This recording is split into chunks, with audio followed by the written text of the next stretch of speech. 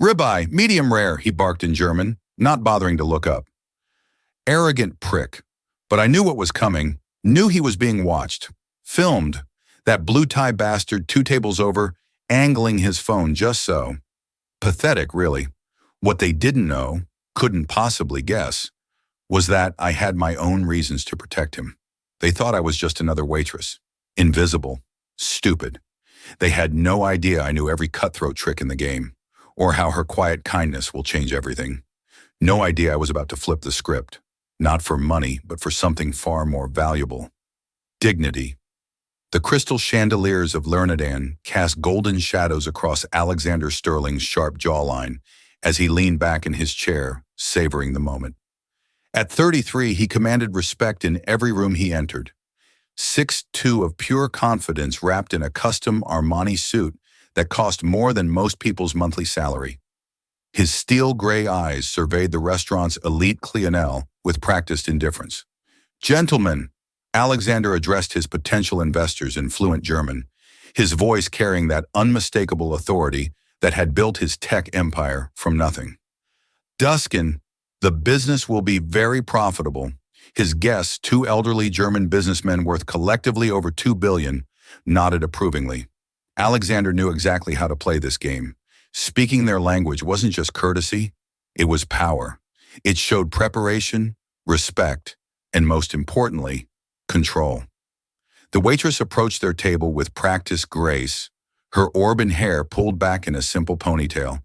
Green eyes focused professionally on her notepad. Alexander barely glanced at her. Service staff were invisible to him, part of the restaurant's ambiance like the expensive art on the walls. Hedagonda's ribby steak medium, rare middle sauce, he said smoothly, not bothering to look up from his phone where he was checking stock prices. I'd like the ribeye steak, medium rare, with truffle sauce. What happened next shattered his perfectly controlled world. The waitress didn't fumble for a translation app or look confused. Instead, she calmly wrote something on a piece of paper, folded it once, and placed it discreetly beside his water glass. Her movements were so smooth, so practiced that neither of his guests noticed. Alexander's fingers found the note almost involuntarily. His eyes never left his phone screen, maintaining his facade of disinterested authority, but every nerve in his body was suddenly alert. The paper felt expensive between his fingers, not the cheap notepad paper he'd expected. He unfolded it carefully, keeping it below the table. You're being filmed. The man with the blue tie 2 tables away. Be careful. Alexander's blood turned to ice. His eyes flicked up to meet the waitress's for the first time, and what he saw there knocked the breath from his lungs. Intelligence. Sharp, calculating intelligence that had nothing to do with taking dinner orders. And something else. A warning, genuine concern that made no sense coming from a complete stranger. Assistant, he managed, his voice slightly as he addressed his guests about the wine selection while his mind raced. That is interesting. Without making it obvious, he glanced toward the table she'd indicated. There, a lean man in his 40s with a blue silk tie holding his phone at just the right angle. Alexander's stomach dropped. He recognized the setup. Industrial espionage. Someone was recording their conversation, probably hoping to get details about his latest acquisition before tomorrow's announcement. The waitress moved to take his guests' orders, her demeanor perfectly professional, but Alexander caught the subtle way she positioned herself to block the phone's angle. She was protecting him. But why? Era, sir, she asked his first guest, her German accent flawless, but somehow different. Not native, but educated, refined in a way that made Alexander's business instincts scream questions. Your order, sir. As she worked her way around the table, Alexander studied her with the same intensity he applied to merger negotiations. Her hands, no calluses from washing dishes. Nails too well maintained for someone working doubles in restaurant service. Her posture, straight, confident, like someone accustomed to being in charge. And her German. There was something aristocratic about her pronunciation, something that reminded him of his university professors who'd studied in Vienna. Who was this woman? Dankun, she said softly as she finished taking orders, but she lingered just long enough to catch his eye again. There was a story there hidden behind professional courtesy, and Alexander Sterling had built his fortune on reading people. "Thank you very much." "Excuse me, gentlemen," he said to his guests, switching back to English. "I need to make a quick call." He stood, notes still clutched in his palm, and walked toward the restaurant's private corridor as if heading to the restroom. But instead, he waited in the shadows, watching the mysterious waitress work her section. She moved like a dancer with economy and grace that spoke of expensive training. When she thought no one was looking, her professional smile dropped, replaced by something harder, more guarded. She was running from something or someone. Alexander was certain of it. His phone buzzed. A text from his head of security. "Intercepted attempt to bug your table tonight. We've handled it." Alexander's pulse quickened. The woman had been right about the surveillance. But how had she known? And more importantly, why had she warned him? He returned to his table, where his guests were deep in discussion about market projections. The ribeye arrived perfectly cooked, presented with the truffle sauce he'd requested, but Alexander barely tasted it.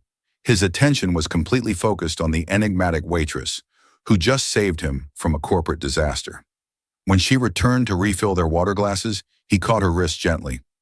"Excuse me," he said quietly in English, pitched low enough that his guest couldn't hear. "I wanted to thank you for the recommendation." Her green eyes met his directly for the first time, and Alexander felt something shift in his chest. Beautiful didn't begin to cover it.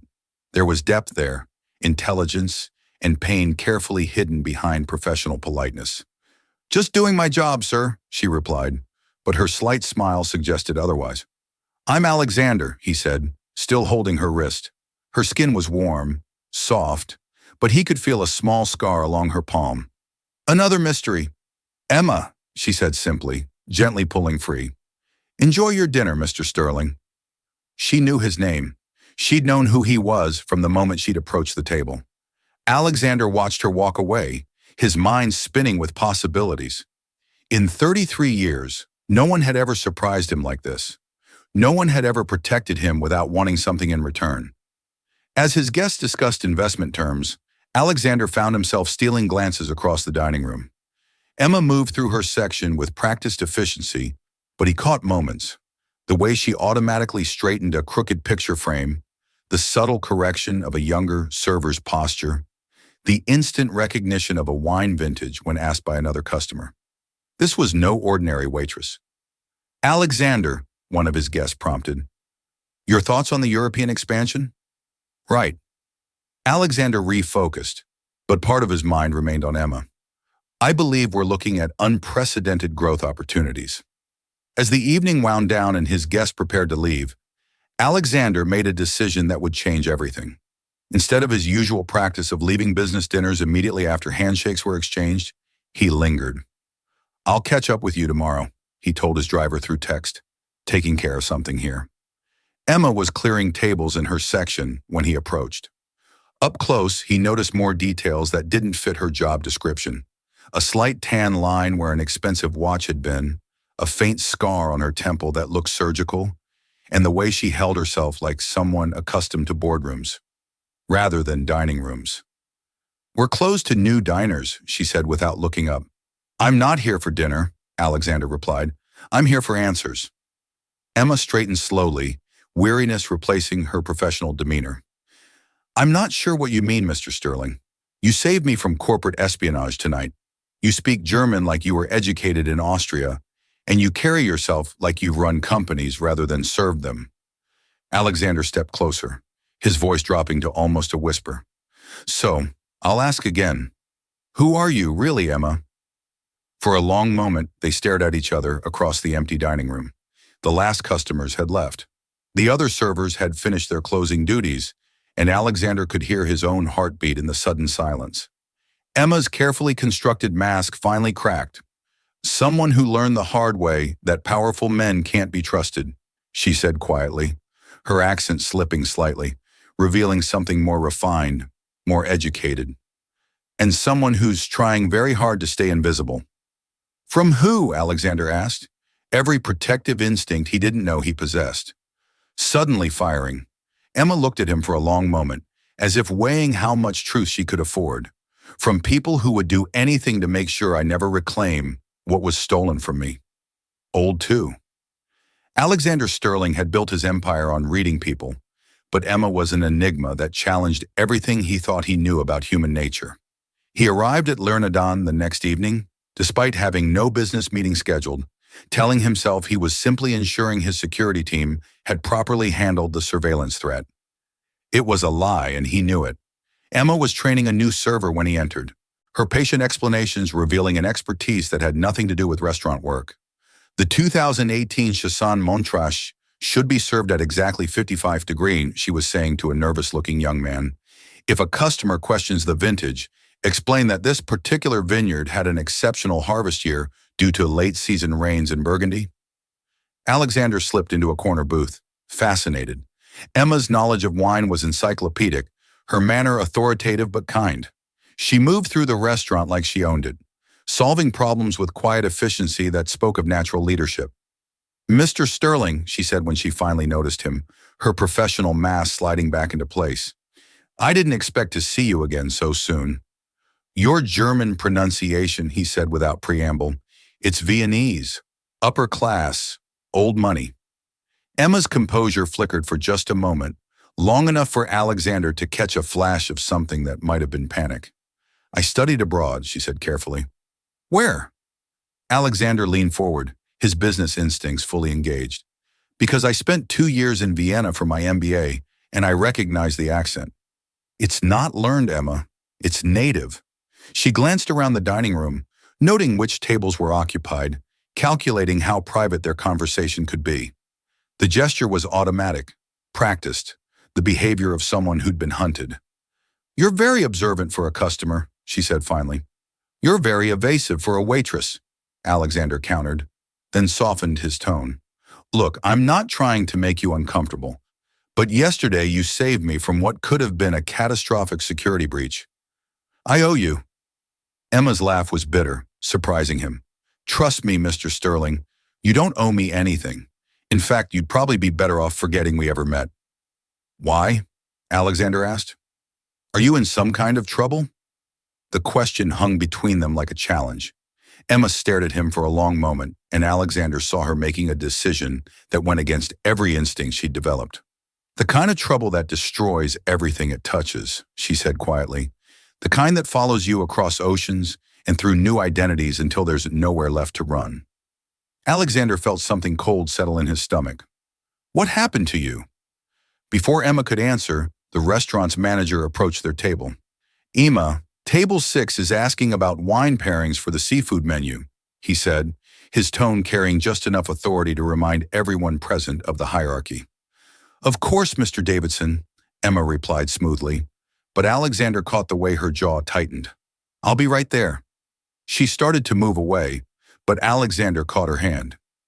"When do you get off work?" he asked. "Mr. Sterling." "Alexander?" he corrected. "And it's not what you think. I want to help."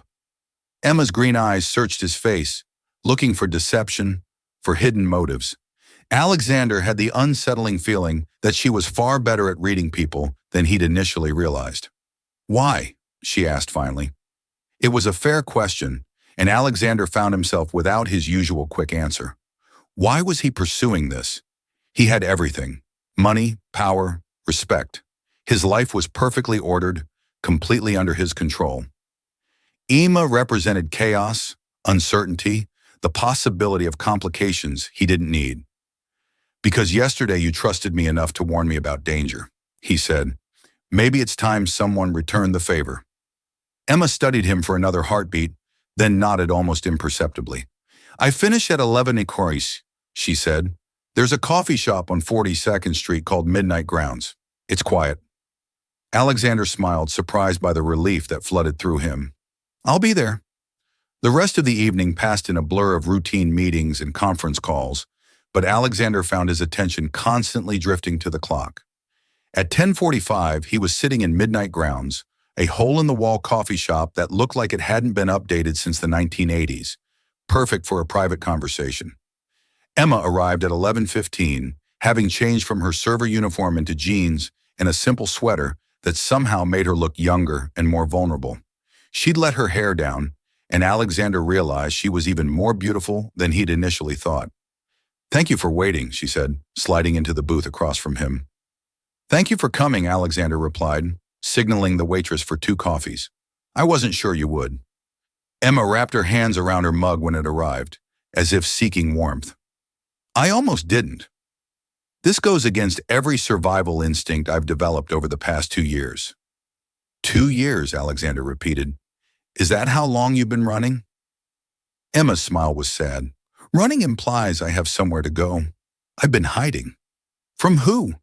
Alexander leaned forward, his voice gentle but insistent. Emma was quiet for so long that Alexander began to think she wouldn't answer. When she finally spoke, her voice was barely above a whisper. "From my former fiancé, from his family, from people who would kill to make sure certain truths never come to light." Alexander felt ice form in his veins. "Kill? You asked who I really am," Emma said, meeting his eyes directly. "My name is Emma von Habsburg. 3 years ago, I was the heir to a textile empire worth 800 million. I had a PhD in international business from Oxford, spoke 6 languages, and was engaged to marry the son of one of Austria's most prominent banking families." Alexander's coffee cup froze halfway to his lips. Von Habsburg. He knew the name, old Austrian nobility, with business interests spanning 3 continents. But the company had collapsed amid scandal. "The embezzlement charges," he said slowly, pieces clicking into place.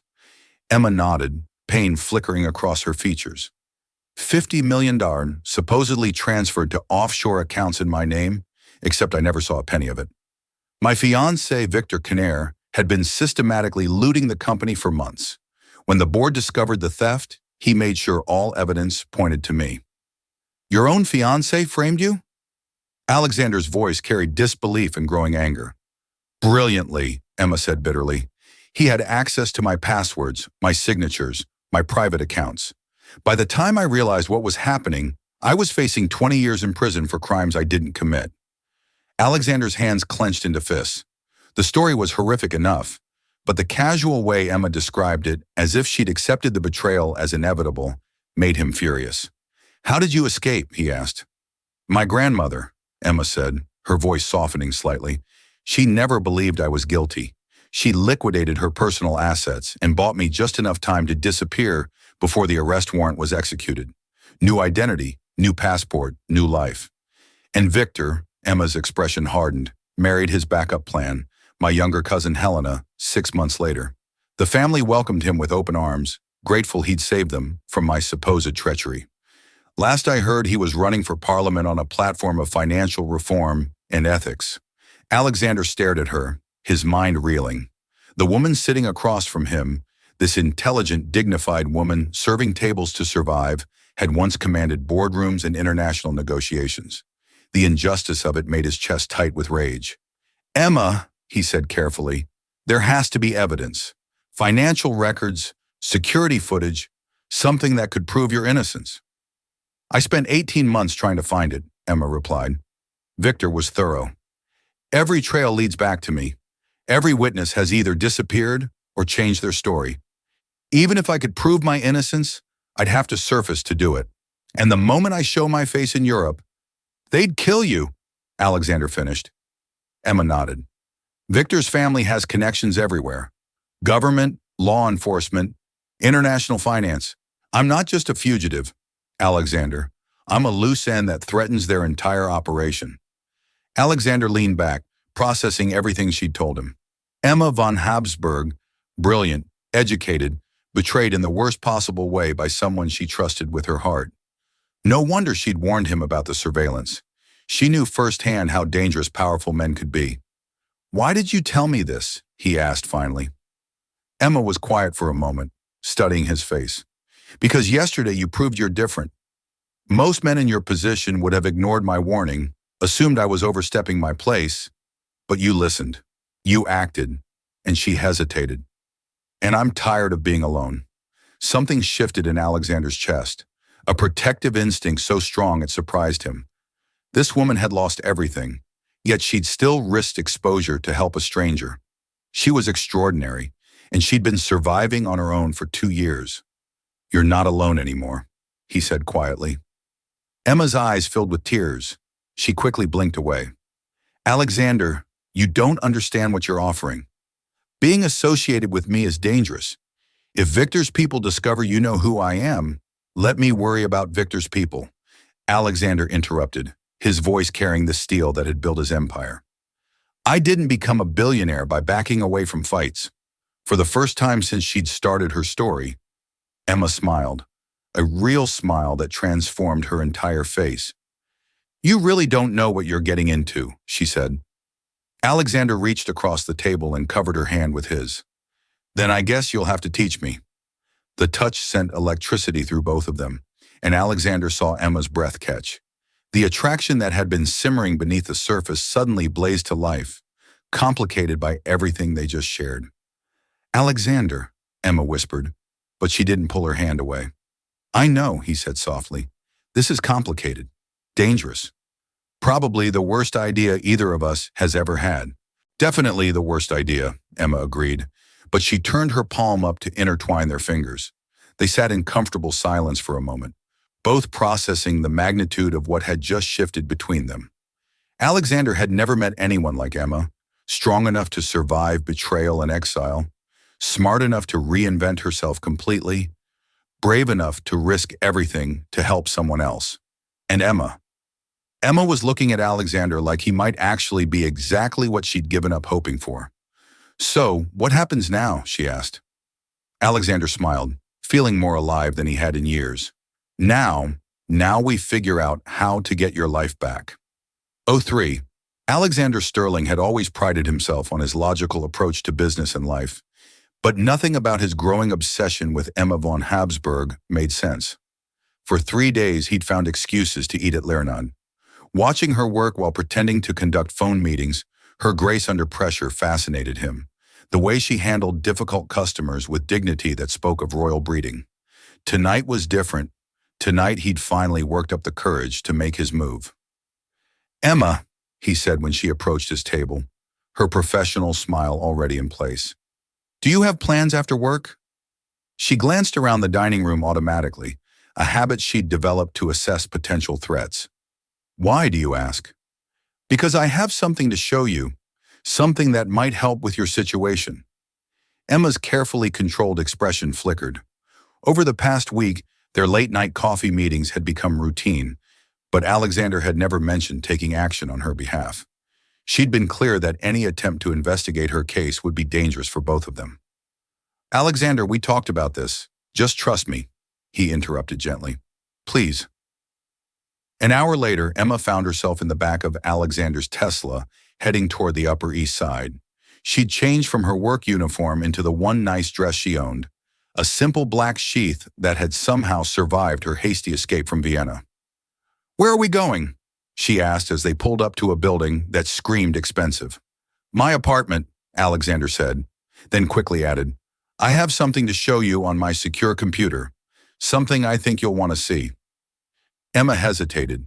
Being alone with Alexander in his home crossed every line she'd drawn for her own protection, but the hope in his voice was impossible to ignore. Alexander's penthouse was everything Emma had expected, and nothing like what she'd prepared for emotionally. Yes, it was luxurious, floor-to-ceiling windows overlooking Central Park, artwork that belonged in museums, furniture that cost more than most people's cars. But it was also somehow warm, lived in, with books scattered across surfaces and a half-finished chess game on the coffee table. Wine? Alexander offered, moving toward a well-stocked bar. I probably shouldn't, Emma said, then caught herself. Actually, yes. It's been a long time since I've had good wine. Alexander poured 2 glasses of what Emma immediately recognized as a Chateau d'Em, easily $300 a bottle. She accepted it gratefully, noting that his choice revealed impeccable taste. So, she said, settling onto his leather sofa, what did you want to show me? Alexander's expression grew serious. He moved to his desk and opened a laptop, typing in what appeared to be multiple security passwords. I hope you won't be angry, he said without turning around, but I had my security team do some discreet investigating into your case. Emma's wine glass stopped halfway to her lips. Alexander, no, I told you how dangerous. Nothing that could be traced back to you, he said quickly. But Emma, what they found? You need to see this. He turned the laptop screen toward her, and Emma's breath caught. Financial records filled the screen. Account transfers, transaction logs, digital signatures. But these weren't the doctor documents that had destroyed her life. These were raw bank records, the kind that were supposed to be impossible to access. How did you get these? She whispered. Alexander sat beside her, close enough that she could smell his cologne, something expensive and masculine that made her pulse quicken, despite everything. Let's just say I have resources Victor never anticipated, he said. Look at transaction 47B. Emma leaned forward, her financial training taking over. The transfer was dated 6 months before she'd been accused of embezzlement, a test transaction for $50,000, moving money from the Habsburg Company account to an offshore shell company, but the digital signature.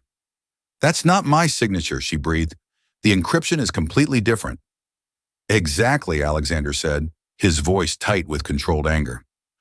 Victor had been practicing forging your digital authorization for months. This was his trial run. Emma's hands shook as she scrolled through more documents. Transaction after transaction, all bearing Victor's crude attempts to replicate her signature style. To a casual observer, they might have looked authentic, but Emma knew her own security protocols better than anyone. He got sloppy, she said, her voice growing stronger as she spotted more inconsistencies. Look, transaction 52C was processed at 3:47 a.m. Vienna time. I was in London that week for the trade summit. There are hotel records, security footage already verified. Yeah, Alexander said softly. You gave 3 speeches that day, had dinner with the British trade minister, and your key card shows you were in your hotel room by midnight. Physically impossible for you to have authorized that transfer. Emma stared at the screen, years of helpless rage crystallizing into something sharper, more focused. For the first time since her world had collapsed, she had real evidence, proof that could exonerate her and expose Victor for what he really was. Why? She whispered, turning to face Alexander. Why would you risk this for me? Alexander's gray eyes met hers directly, and Emma saw something there that made her breath catch.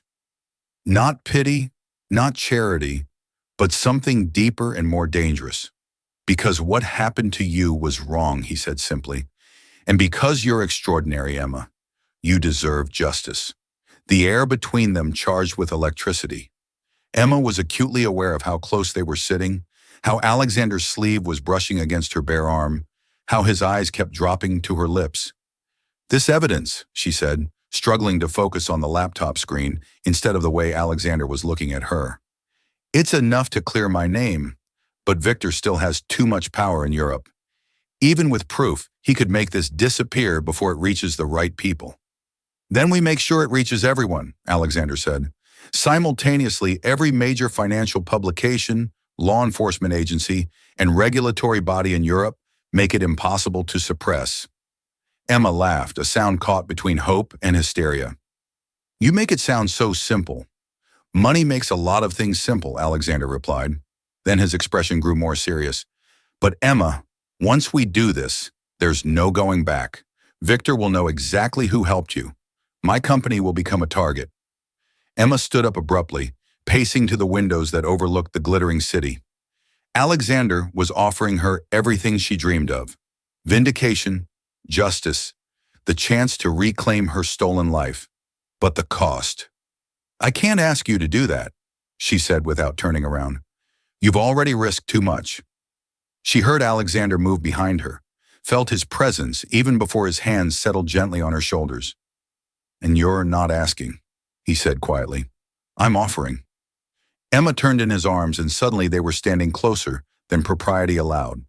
Close enough that she could see the gold flecks in his gray eyes, feel the warmth radiating from his skin. Alexander, she whispered, but she didn't step away.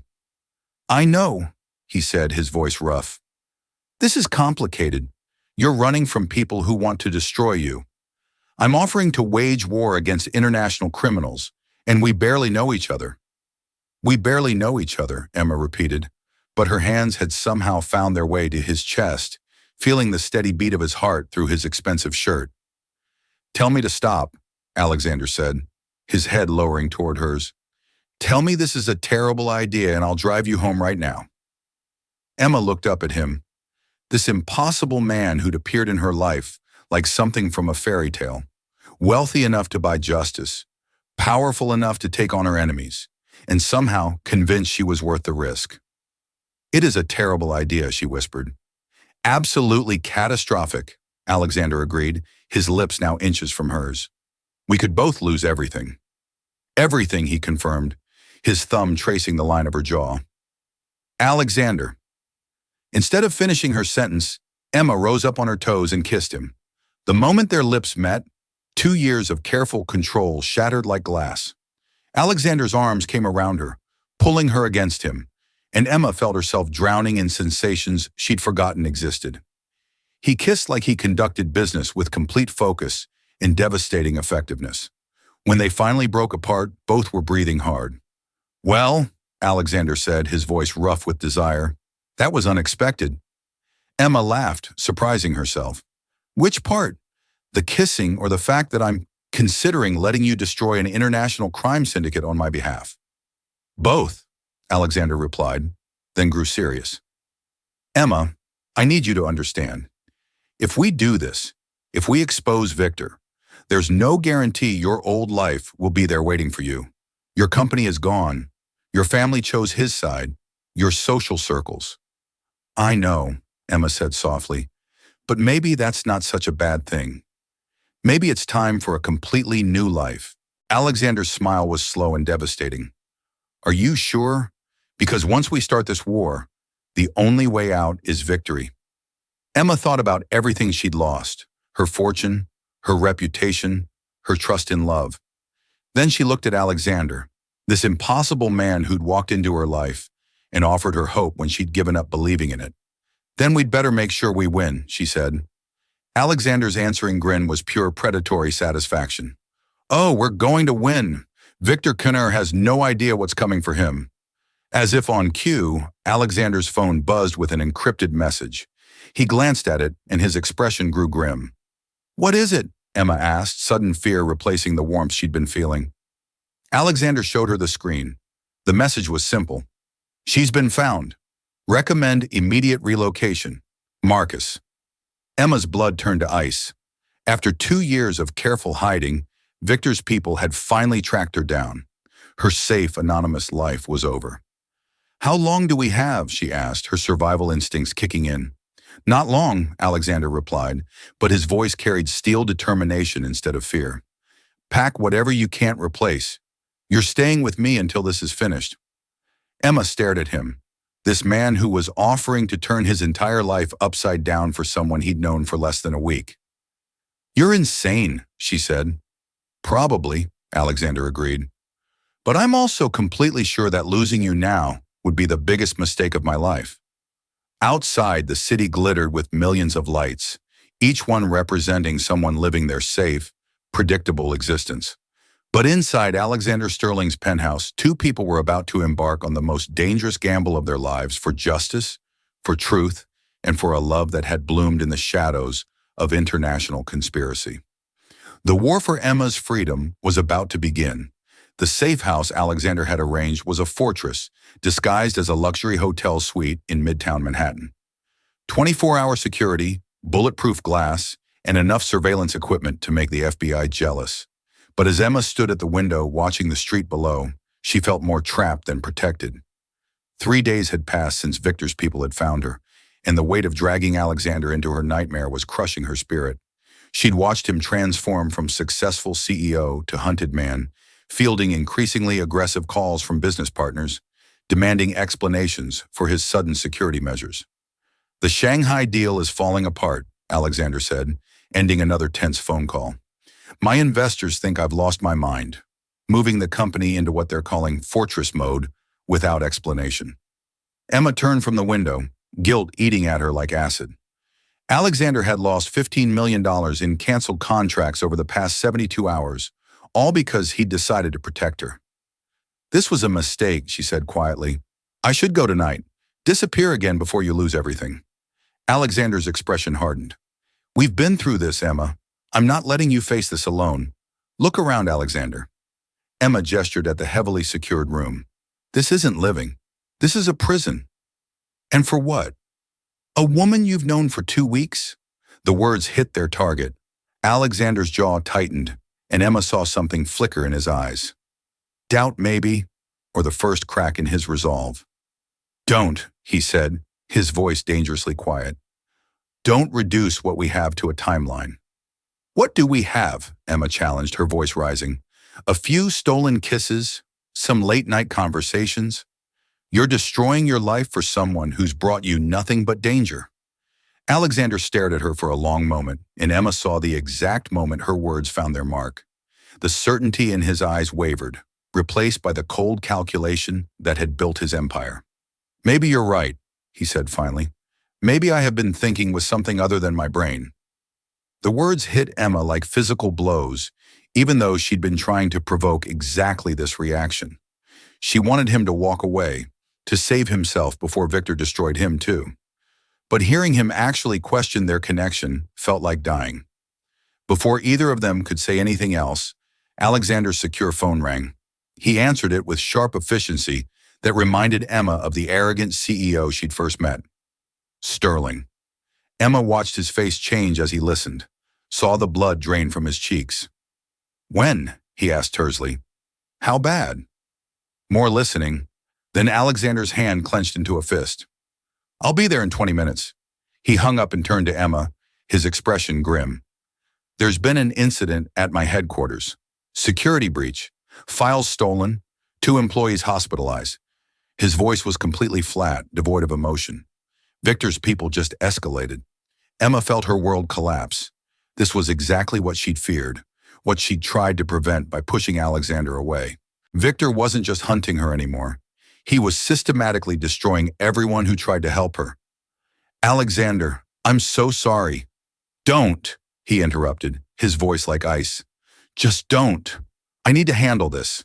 I need to. He was already moving toward the door, grabbing his jacket and car keys. Emma watched him prepare to leave, saw him rebuilding the walls she'd spent 2 weeks helping him tear down. What about us? She asked, hating how small her voice sounded. Alexander paused at the door, his hand on the handle. When he turned back to her, his expression was the same one he wore in boardrooms. Professional, distant, untouchable. There is no us, Emma. There's just a businessman who made a series of increasingly poor decisions, and a woman who needs to find a different way to solve her problems. The door closed behind him with devastating finality. Emma stood alone in the safe house, surrounded by luxury that felt like a mockery. She'd gotten what she wanted. Alexander was walking away, protecting himself from her toxic situation. So why did victory feel like the worst kind of defeat? Her phone buzzed with a message from an unknown number. Miss me, darling. Time to come home. V.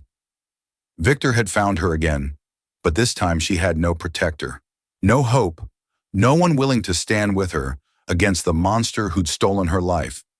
Alexander was gone, probably already regretting every moment he'd spent trying to save her. Emma packed her single suitcase with mechanical precision. She'd run before she could run again. Maybe this time she'd find a place far enough away that Victor would eventually lose interest. Maybe she'd learn to stop hoping for rescue, stop believing in fairy tales about powerful men who actually cared about justice. As she prepared to disappear back into anonymity, Emma allowed herself one last look around the suite where she'd briefly believed in love again. Alexander's coffee mug still sat on the side table, his chess game half finished on the board, evidence of a life she'd been foolish enough to think she might share. She was reaching for the door handle when it opened from the outside. Marcus, Alexander's head of security, entered with 3 other men in expensive suits. Emma's blood ran cold. Had Alexander sent them to ensure she left quietly? Or worse, had Victor's people somehow infiltrated Alexander's team? Dr. von Hubsburg, Marcus said formally, please step away from the door. Emma's heart pounded as she calculated her chances of escape. 0. She realized these men were professionals, and she was trapped in a room 20 floors above the street. I was just leaving, she said, trying to keep her voice steady. No, Marcus replied. You're coming with us. Mr. Sterling's orders. Emma's confusion must have shown on her face because Marcus's professional expression softened slightly. There's something you need to know about what happened at the office today. he said. Something Mr. Sterling discovered that changes everything. 30 minutes later, Emma found herself in Alexander's private office, but it looked like a war zone. Computer screens had been shattered, filing cabinets torn open, papers scattered everywhere. And in the center of it all sat Alexander, staring at a single photograph with an expression of pure fury. He looked up when she entered, and Emma saw something in his eyes that made her breath catch. Not the cold distance from their earlier fight, but something much more dangerous. Victor made a mistake, Alexander said quietly, holding up the photograph. He got sloppy. Emma moved closer, and her heart stopped. The photo showed her entering the safe house 3 days ago, but it wasn't taken from the street. It was taken from inside Alexander's building by someone with access to the executive floors. Someone on my board has been feeding Victor information, Alexander continued, his voice deadly calm. Someone I've trusted for years has been setting us up from the beginning. Emma stared at the photo, her mind racing. Who? Alexander's smile was purely predatory. David Chen, my oldest friend, business partner for 15 years, and apparently Victor's inside man from day one. The betrayal in Alexander's voice was devastating. Emma understood now why he'd seemed so broken when he left. Discovering that his closest friend had betrayed him had helped orchestrate the attack on his company and his employees. Alexander, she said softly, I'm so sorry. Don't be sorry, he replied, standing up with lethal grace. Be ready for war, because David just gave us the key to destroying Victor's entire operation. Emma's pulse quickened. What do you mean? Alexander moved to his damaged safe, entering a complex code. When it opened, he pulled out a thick file folder. David thought he was feeding Victor intelligence about our movements, Alexander explained. But what he actually did was document every communication, every transaction, every piece of evidence that proves Victor's guilt. He's been keeping records of his own crimes. Emma's hands shook as she opened the folder. Inside were bank records, encrypted communications, travel itineraries, a complete map of Victor's criminal network spanning 3 continents. This is everything, she whispered. Names, dates, amounts. Victor's entire operation is here. David was Victor's bagman, Alexander said grimly. Every payment, every bribe, every contract killing, it all went through David's shell companies. He thought he was protecting himself by keeping detailed records. Instead, he handed us Victor's head on a silver platter. Emma looked up at Alexander, seeing the man who'd built an empire from nothing, who'd survived betrayal by his closest friend and emerged stronger. What do we do with this? She asked. Alexander's smile was sharp enough to cut glass. We end this tonight. 4 hours later, Emma stood in Alexander's restored office. His team had worked miracles cleaning up the damage. Watching him coordinate the most complex takedown operation she'd ever witnessed. He had contacts at the FBI, Interpol, and financial regulatory agencies across 3 countries, all standing by to receive simultaneous data dumps that would destroy Victor's empire in a matter of hours. Emma, Alexander said, pausing in his orchestration to look at her directly. Once we do this, there's no going back. Victor will know exactly who destroyed him. Are you ready for that? Emma thought about everything Victor had stolen from her fortune, her reputation, her faith in love. Then she looked at Alexander, who'd risked everything to give her justice. I've been ready for 2 years, she said firmly. Alexander nodded, then addressed his assembled team. Gentlemen, execute Operation Habsburg. What followed was the most precisely coordinated assault Emma had ever witnessed. In the space of 30 minutes, Victor Knastner's criminal empire crumbled completely. Bank accounts frozen, arrest warrants issued, criminal evidence delivered to law enforcement agencies across Europe and North America. Emma watched it all unfold from Alexander's side, marveling at the man who'd orchestrated her salvation with the same ruthless efficiency he applied to corporate acquisitions. It's done, Alexander said, finally closing his laptop. Victor Knastner is finished. Emma felt tears she'd been holding back for years finally flow freely. After 2 years of running, hiding, surviving on scraps of hope, it was finally over. Victor would spend the rest of his life in prison, and she was free. Alexander, she said, turning to face him, what you've done, I can never repay you. I don't want repayment, Alexander replied, his voice softer now that the operation was complete. I want an apology. Emma blinked, confused. An apology for this afternoon? Alexander clarified, stepping closer.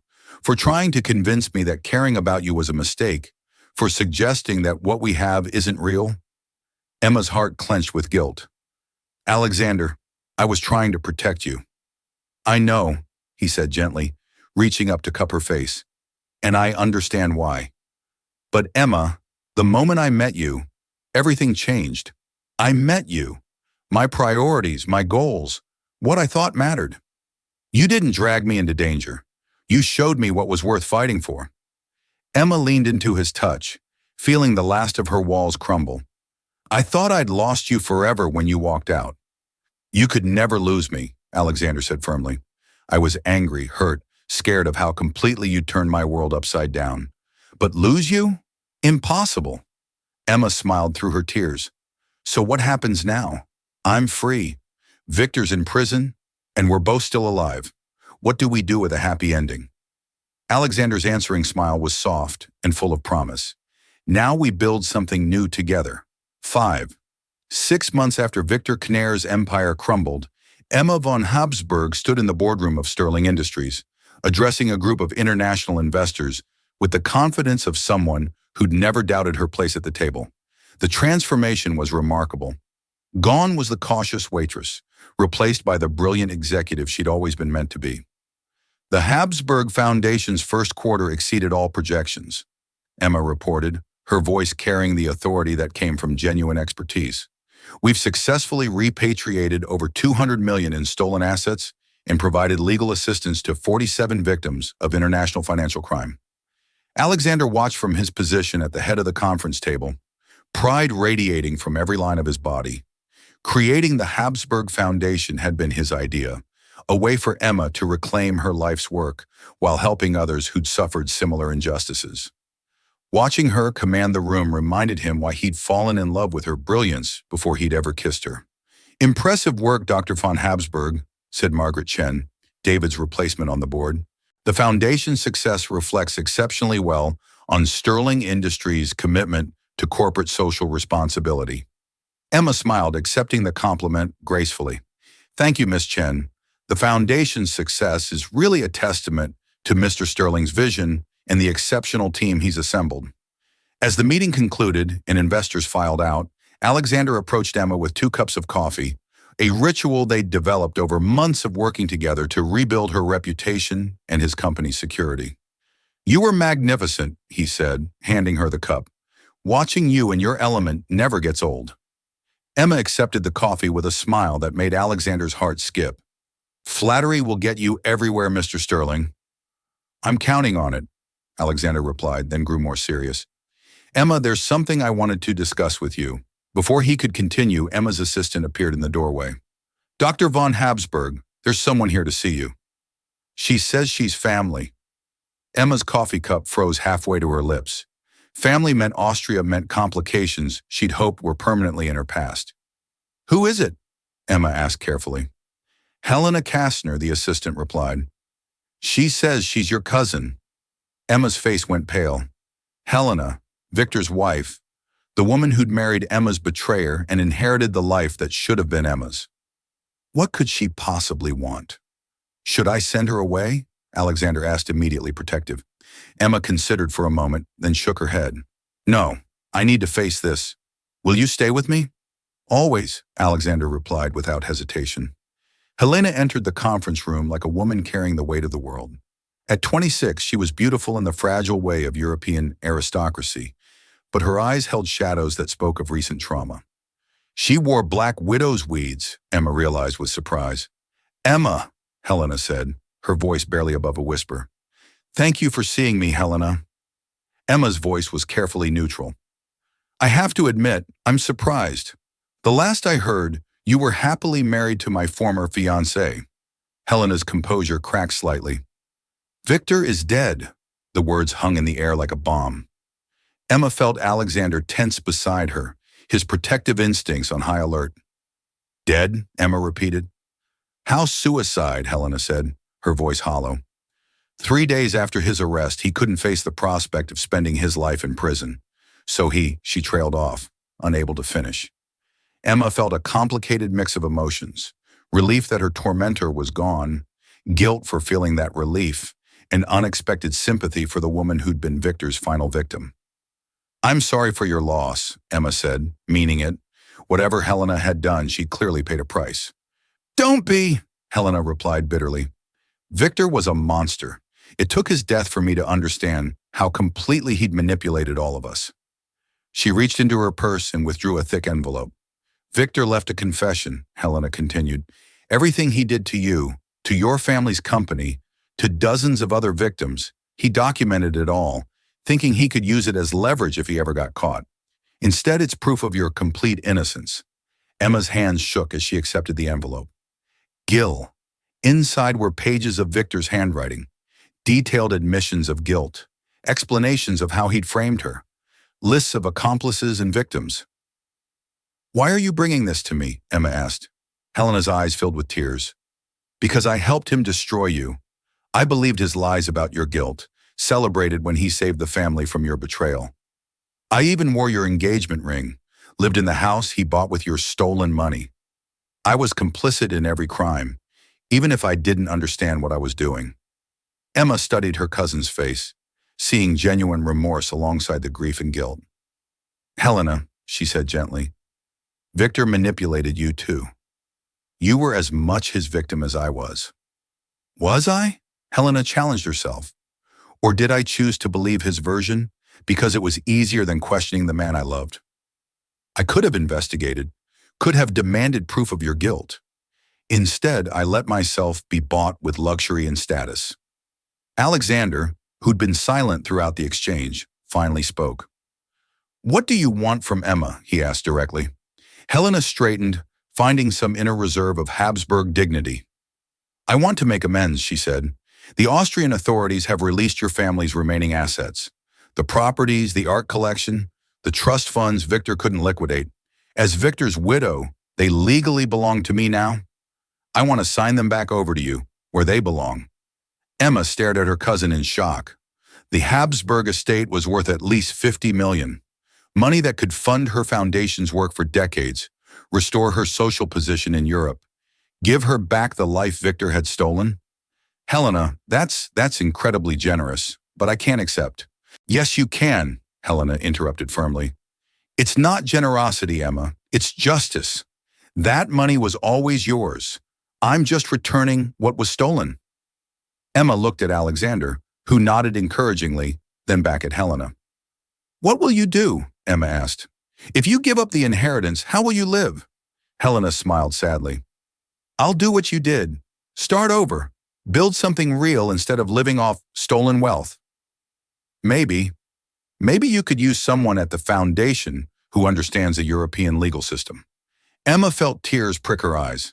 This was redemption in its purest form, not just for herself, but for her family name, for every relationship Victor had poisoned with his lies. "The foundation could use a director of European operations," Emma said slowly. "Someone who speaks the language, understands the culture, has connections in the right places." Helena's face lit up with the first genuine happiness Emma had seen from her. "I would be honored." Alexander stepped forward, extending his hand to Helena. "Welcome to the team, Miss Kastner." "Actually," Helena said, shaking his hand, "I'm thinking of going back to my maiden name, Helena von Habsburg, if that's acceptable to the head of the family." Emma laughed, feeling lighter than she had in years. "The head of the family would be delighted to have you back where you belong." As Helena left to begin the legal process of transferring the assets, Emma found herself alone with Alexander in the conference room that had hosted so many pivotal moments in their relationship. So Alexander said, settling into the chair beside hers, "You're now worth approximately $80 million. You have your family name restored, and you're running one of the most successful charitable foundations in North America. How does it feel to have your life back?" Emma considered the question seriously. 6 months ago, she'd been a fugitive waitress with no hope of ever reclaiming her identity. Now she had wealth, status, purpose, and something even more precious: The love of a man who'd risked everything to help her find justice. It feels like a beginning, she said finally, like everything that came before was just preparation for what comes next. And what comes next? Alexander asked, though his tone suggested he had ideas of his own. Emma smiled, feeling mischievous for the first time in years. Well, there is one small problem we need to address. What's that? Alexander asked, suddenly concerned. We've been working together for 6 months, and you still haven't officially asked me on a proper date? Emma said, her eyes twinkling. I'm beginning to think you're not serious about this relationship. Alexander's worried expression melted into laughter. You're absolutely right. That's a terrible oversight on my part. He stood up formally, then turned to face her with exaggerated seriousness. Dr. Emma von Habsburg, would you do me the honor of having dinner with me tonight, somewhere with actual menus instead of takeout containers and financial documents? Emma pretended to consider the invitation carefully. I suppose I could clear my schedule, but I have very high standards for first dates, Mr. Sterling. I hope you're prepared to impress me, lady, Alexander said with a grin that made Emma's pulse quicken. I've been preparing to impress you since the moment you slipped me that warning note. Tonight, I'm pulling out all the stops. As evening approached, Emma stood in her apartment, a beautiful place Alexander had helped her find when she'd finally felt safe enough to stop hiding, preparing for what felt like the most important first date of her life. It was ridiculous, really. She and Alexander had been through everything together. Danger, betrayal, professional collaboration, and enough stolen kisses to fuel a dozen romance novels. But somehow this felt different, official, like they were finally free to explore what they could be together without the shadow of Victor's threats hanging over them. The knock on her door came at exactly 7 p.m., punctuality being one of Alexander's more endearing corporate habits. Emma opened it to find him holding a bouquet of Austrian white roses, looking devastatingly handsome in a navy blue suit that emphasized his broad shoulders and gray eyes. For the lady, he said, offering the flowers with a slight bow that managed to be both playful and genuinely romantic. Austrian roses, Emma said, accepting the bouquet. How did you know they were my favorites? Lucky guess, Alexander replied, but his pleased expression suggested he'd done his research. Are you ready for the evening of a lifetime? Emma smiled, feeling like the luckiest woman alive. With you? I've been ready since the moment you decided I was worth saving. Alexander's expression grew serious for a moment. Emma, you saved yourself. I just provided backup. We saved each other, Emma corrected, standing on her toes to kiss him softly. And now we get to see what comes next. As they headed out into the New York evening, Emma reflected on the impossible journey that had brought them together. From the moment she'd warned a stranger about surveillance to this perfect first date, every step had led them closer to something neither had expected to find. A love worth fighting for, a partnership built on mutual respect and shared values, and the promise of a future they could build together. The war was over, the healing had begun, and love, as always, had found a way to triumph over even the darkest circumstances. 6. 1 year later, Emma stood in the same Lernadan dining room where she'd first met Alexander. But everything had changed. Instead of wearing a server's uniform, she was dressed in an elegant emerald gown that complemented her engagement ring, a stunning vintage piece Alexander had chosen because it reminded him of her eyes. Tonight was the Habsburg Foundation's first annual gala, and the restaurant buzzed with New York's elite, all gathered to celebrate the organization's remarkable success. Ladies and gentlemen, Emma said from the small stage Alexander's team had erected, when I started working in this room 2 years ago, I never imagined I'd be standing here as your host instead of your waitress. Laughter rippled through the crowd, warm and appreciative. Emma had learned to be open about her past. Finding that honesty about her journey only made her more compelling as a leader. The Habsburg Foundation has accomplished something extraordinary in our first year, she continued. We've recovered over $300 million in stolen assets, provided legal aid to 200 victims of financial crime, and most importantly, we've proven that justice delayed doesn't have to mean justice denied. Applause filled the room, and Emma caught sight of Alexander at his table near the front. He was watching her with undisguised pride and love, and she had to pause for a moment to collect herself. But tonight isn't just about celebrating our past victories, Emma said, her voice growing stronger. It's about announcing our future. I'm thrilled to share that the Habsburg Foundation will be expanding to Europe next year with offices in Vienna, London, and Geneva. We're taking the fight against international financial crime global. The applause was thunderous this time. Emma had worked for months to make this expansion possible, using her restored connections in European high society and Alexander's business acumen to create something unprecedented. A privately funded international justice organization with the resources to take on the most powerful criminals in the world. As dinner was served, the same menu Learned had offered the night Emma had first warned Alexander about surveillance. She moved through the room like the accomplished hostess she'd been trained to be from childhood. But now she was using those skills for a purpose that mattered, building relationships that could help victims rather than simply maintaining social status. Emma, said James Morrison, one of New York's most prominent attorneys, I have to ask, are you and Alexander planning to make this partnership official? The rumors have been circulating for months. Emma smiled mysteriously. You'll have to ask Alexander about his intentions, Mr. Morrison, but I will say that we're very happy with our current arrangement. It wasn't entirely true. They were happy, deeply and completely happy.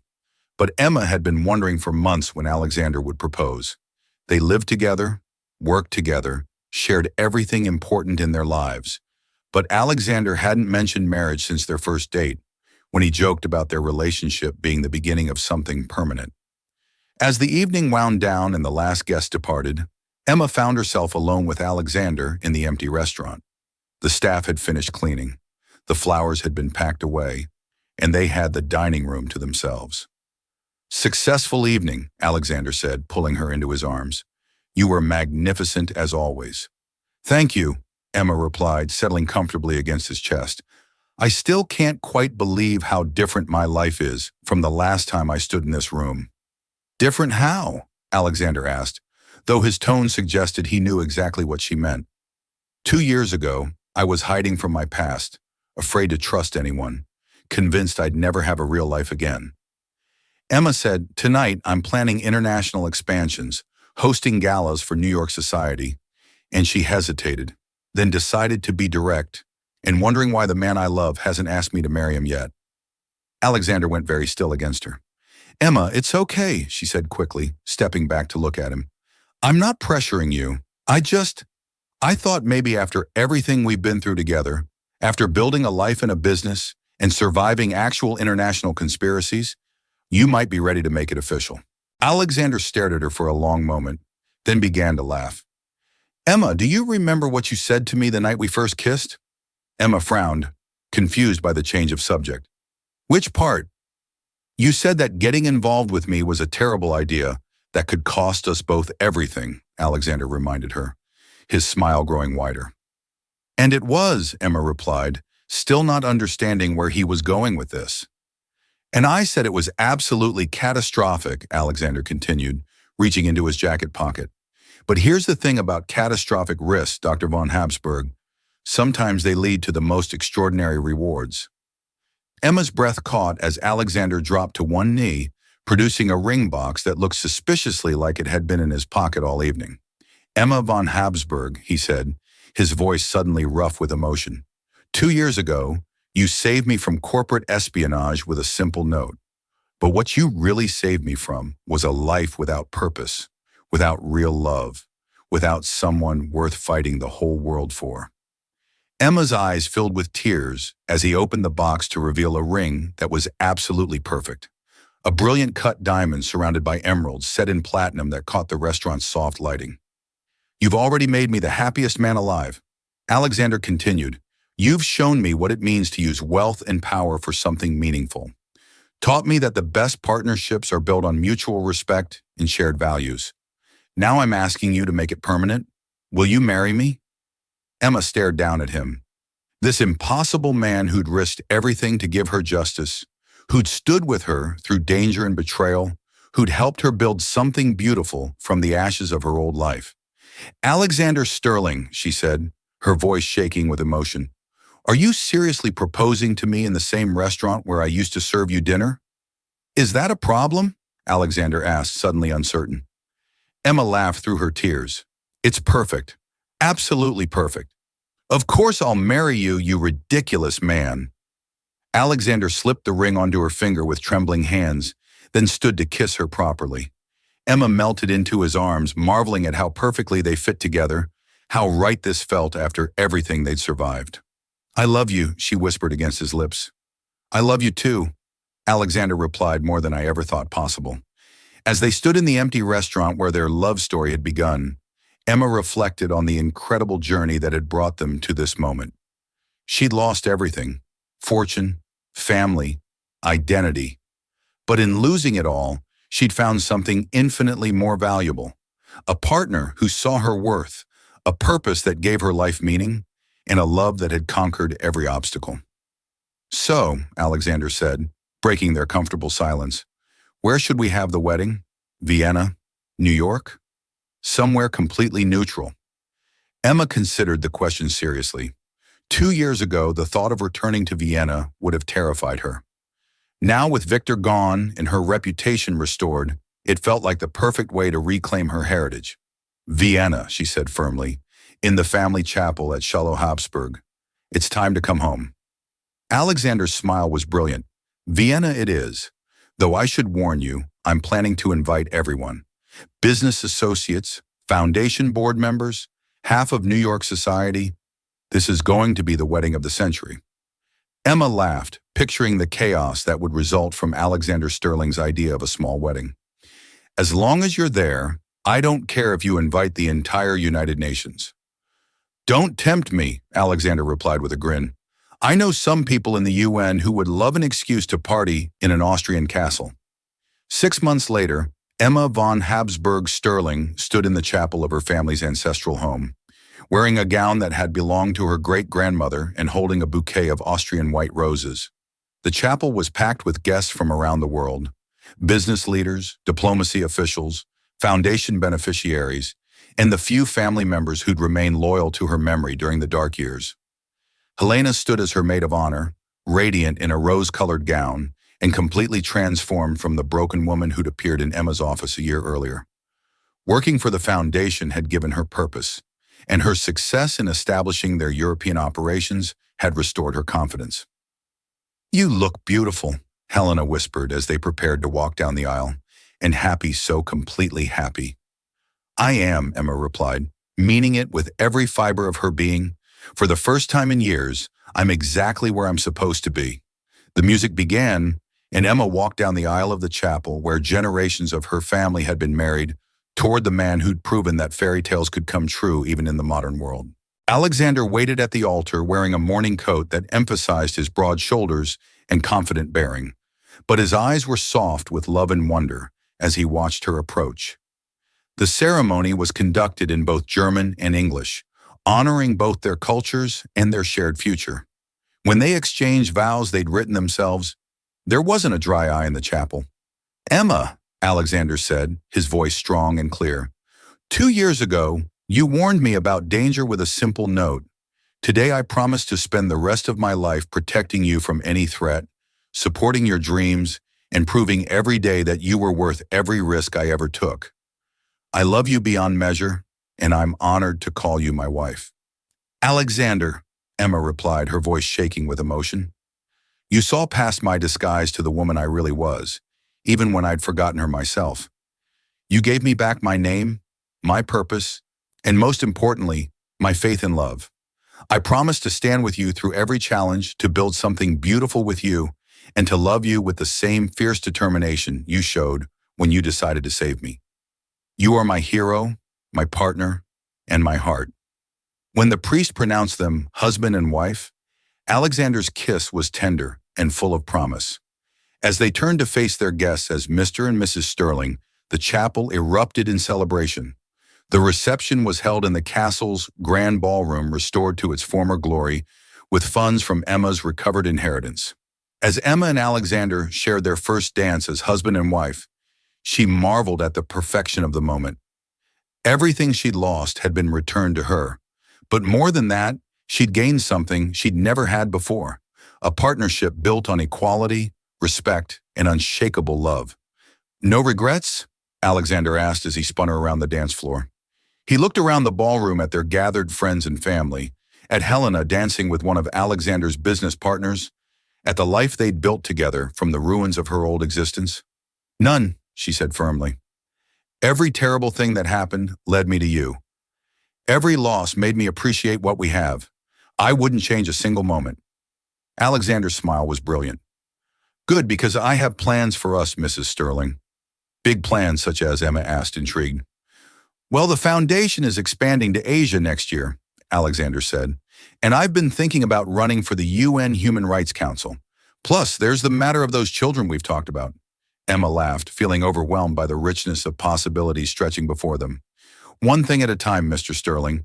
We have the rest of our lives to change the world. Yes, Alexander agreed, pulling her closer. We do, and I can't wait to see what we accomplish together. As the evening continued and their guests celebrated around them, Emma and Alexander Sterling stood together in the ballroom, where she'd once danced as a child, now ready to build a legacy that would span continents and decades. They'd found each other in the shadows of corporate espionage and international crime, but their love had grown strong enough to light the way for countless others, seeking their own justice and redemption. The hidden heirs had reclaimed her throne, but more importantly, she'd found her king, and together they would write a love story for the ages.